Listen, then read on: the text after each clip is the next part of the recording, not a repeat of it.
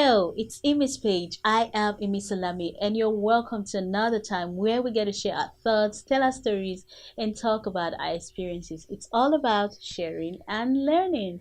Today, I will be sharing on the Achilles heel. Yes, you're wondering, I am sharing on the Achilles heel today, and we would begin with a definition. So, the dictionary defines the Achilles heel as a weak point or fault in somebody's character which can be attacked by other people. It went further to tell us that the Achilles heel is named after the Greek hero Achilles. When he was a small child, his mother held him below the surface of the river Styx to protect him from injury.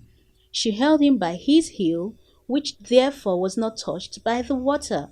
Achilles died after being wounded by an arrow in the heel. Now, what can we take away from this? The first thing that we can take away from this is that the Achilles heel is a fault or a weak point in somebody's character. It's not a physical weakness, it's not a mental or intellectual weakness, but a weakness in character.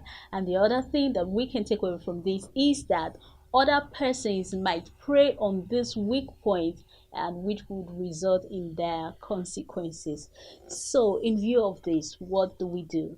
I think the first thing that we ought to do is to first of all recognize and accept our Achilles heel. Then I think the second step that we should take after we have recognized that we have an Achilles heel, after we have accepted that okay, this is my Achilles heel, and we have identified our weak point or the fault in our character, I think the next thing that we should do is to look for the exact opposite of that weakness or fault. So in place of lust, we practice chastity.